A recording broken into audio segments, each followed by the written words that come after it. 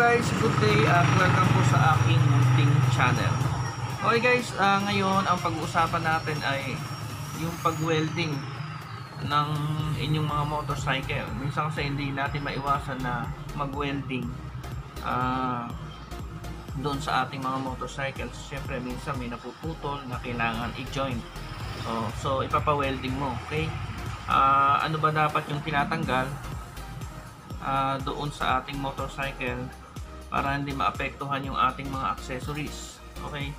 Yung iba kasi guys, nagtatanggal sila ng spark plug, so napakalayo, di ba? So hindi dapat tanggalin, no? Yung iba naman nagtatanggal ng CDI. So kung mapapansin niyo guys, yung CDI na nasa loob yan ng ating mga case ng ating motorcycle. So napakahirap tanggalin, no? So yung iba kasi hindi pa nalalaman kung ano yung dapat tanggalin. Ngayon yung iba naman, para sa mas madaling paraan daw, pinapaandarin mo to tsaka mag-i-spot. So yung paraan na yun ay napakadelikado. Madali nga yun, pero napakadelikado. Kailangan itataas mo yung minor nun. Once na namatay yun, sigurado sira yung mga accessories mo, kasi naka-open yung ating ignition switch. Nasusupplyan ng positive yung ating mga accessories. Once na namatay yung ating motorcycle, sira yung ating mga accessories, kasi naka-open yung mga yung power source ng ating CDI, lahat, diba? Gumagana yung motor eh. So tuturuan ko kayo kung ano ang dapat tatanggalin pag tayo yung nagpapa-spot ng ating mga motorcycle. Okay guys, eto na yun yung ating motorcycle, no? So ito yung ating welding. So ito yung ating weldingin. Ito, meron akong dinagdag dito na patungan. Ayan. So pag dumating kayo sa point na magpapa-welding kayo, ano ba dapat yung tinatanggal, no? So ito yung tuturo ko sa inyo kung ano dapat. Yung iba kasi nagtatanggal ng spark plug, nagtatanggal ng CDI, or pinapaandar yung motorcycle.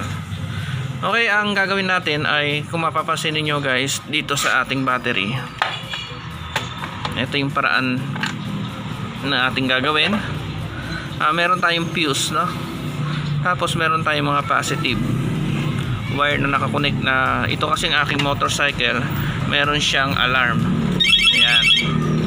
So nakakonect din yung positive ng alarm dito. Okay, kung mapapansin nyo guys, on natin, meron siyang neutral. Now guys, dapat ito pag mag-welding kayo, mawawala yung neutral nya. Okay, ngayon para mawala yung neutral, pwede natin tanggalin itong fuse. Okay, pag tinanggal natin yung fuse, lahat ng accessories na ikinabit natin, mawawala na yung connection. So yun ang ating tatanggalin. So meron tayo kasing nilagay na alarm, merong nakadiretsyong positive dito. So imbis na sa fuse tayo magtatanggal, tatanggalin natin tong lahat ng connection ng positive guys.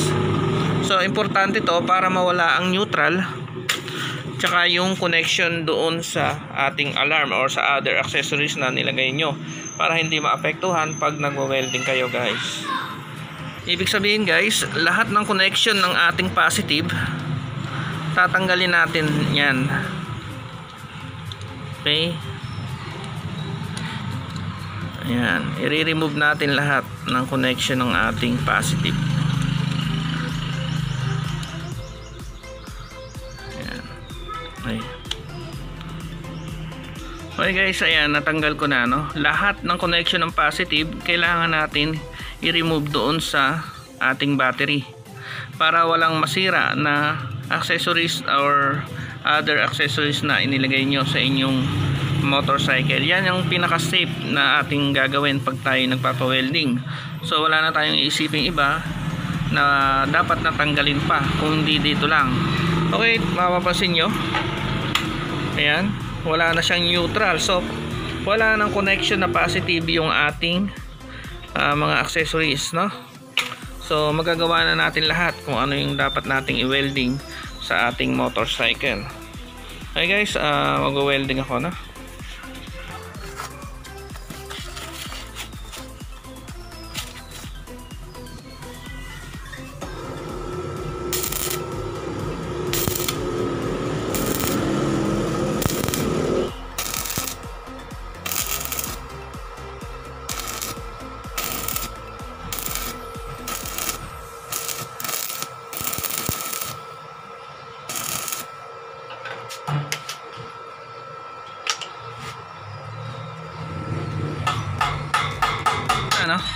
yan, na-weld na natin. So hindi tayo nag-aalala kasi naka-remove yung ating positive.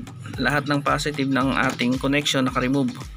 So nakapag-welding tayo ng maayos. Ayan, lahat winelding natin. So ito yung additional carrier na nilagay ko.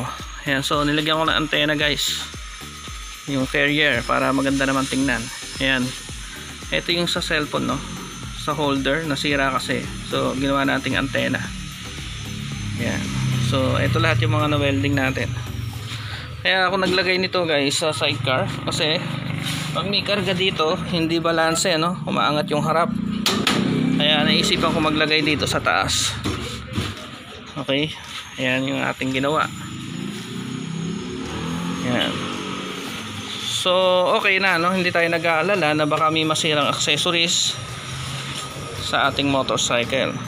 So hanggang dito na lang ang ating video guys, at sana may natutunan kayo sa araw na to. Thank you sa inyong panonood and God bless. Bye bye guys.